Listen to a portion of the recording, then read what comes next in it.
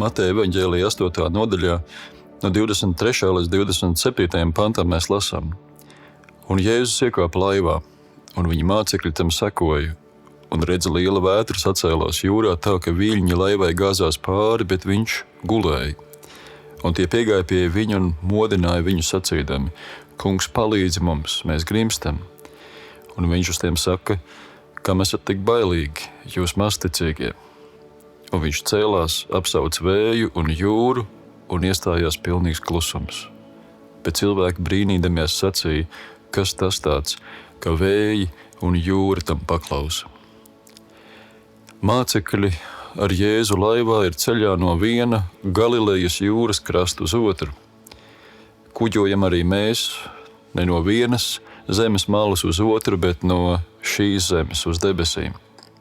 Vētras šajā ceļā ir neizbēgams, kādas radām mēs paši, bet šķiet, ka kādās mūs ieved pats Kungs.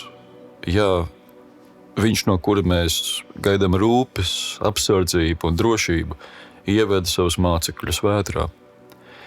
Reizēm pietiek ieslēgt ziņu pārraidi, un tu uzzini par kādu fobiju vai imperialistisku tieksmu pārņemtu Napoleoniņu, kurš sāc bezjēdzīgu un nežēlīgu karu.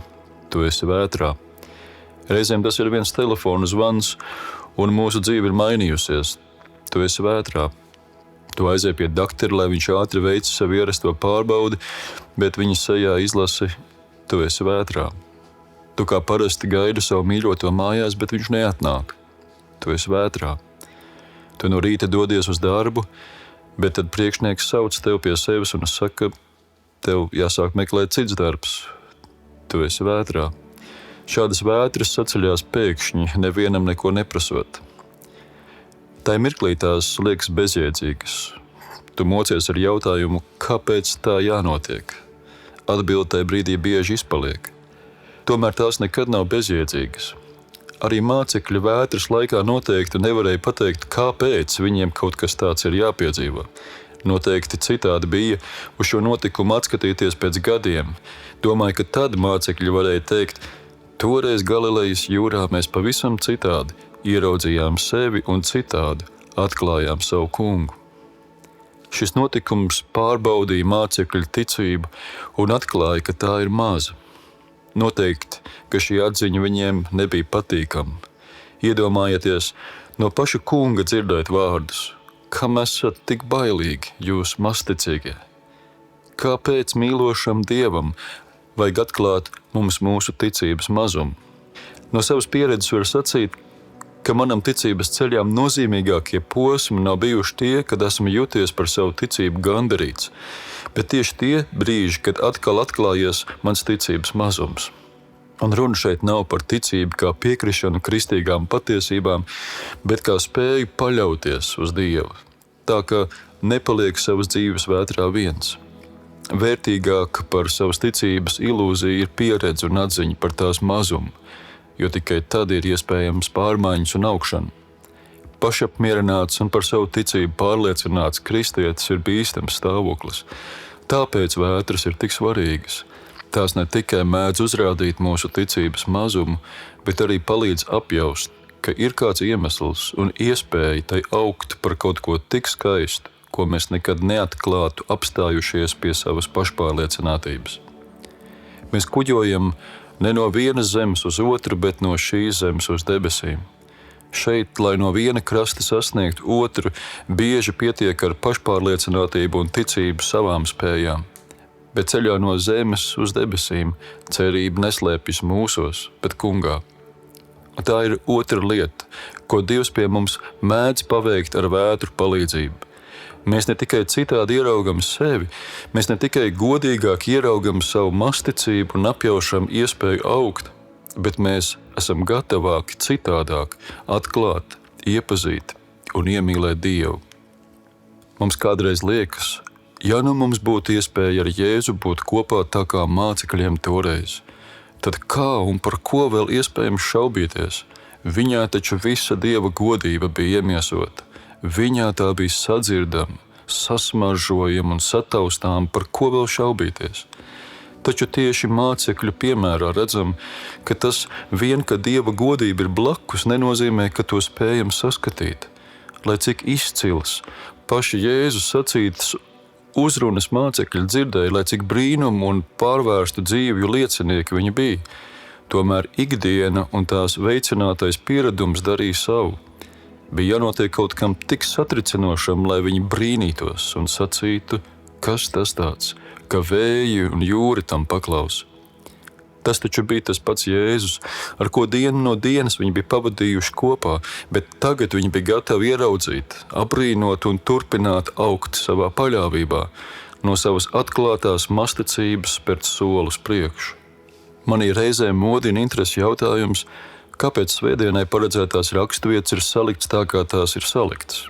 Kāpēc raksturvieta par mācekļiem vētrā jau vairākus gadsimtus ir lasīta kopā ar apustuļa Pāvila vēstuli romiešiem?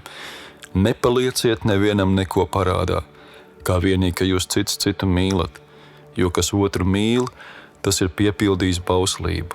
Mīli savu tuvāko kā sev pašu.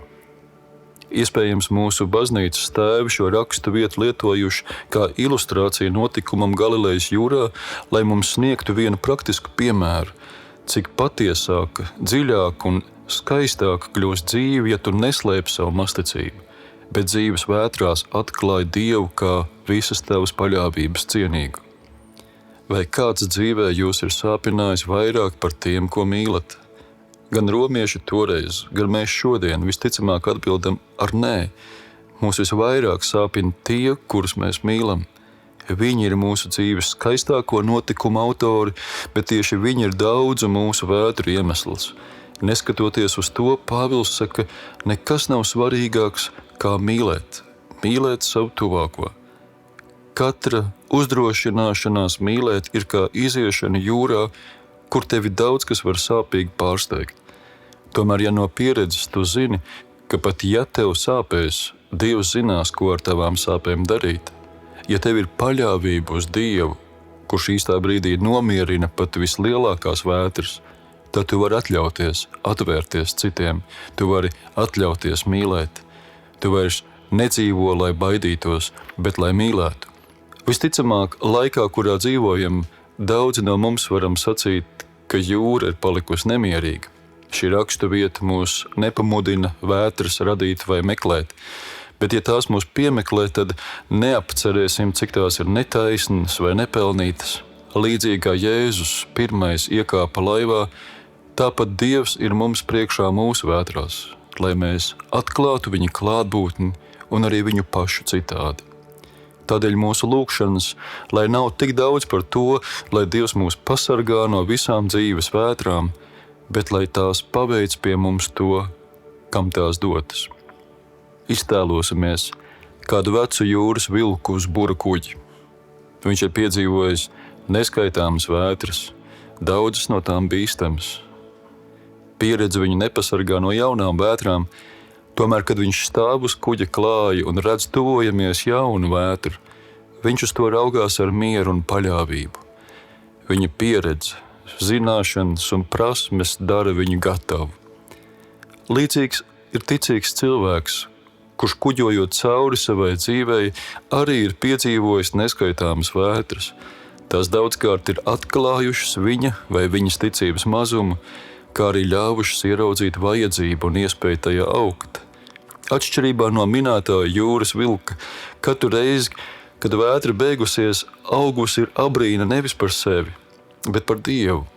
Kas tas tāds, ka vēji un jūra tam paklausa? Tas nepasargā no jaunām vētrām, bet, kad tās tuvojās, tās modina nevis bailes, bet paļāvību uz Dievu. Mēs visi kuģojam, ne no vienas zemes krasta uz otru, bet no šīs zemes uz debesīm. Ja mūsu dzīvē nebūtu vētru, tad pirms pēdējās pārcelšanās sāktos panika, bet tā tam nav jābūt. Tāpēc dzīve ir ar vētrām. Mēs mācamies ticēt ne ar galvu, bet ar sirdi, ne sev, bet Kungam. Tā viņš mūs dara gatavus.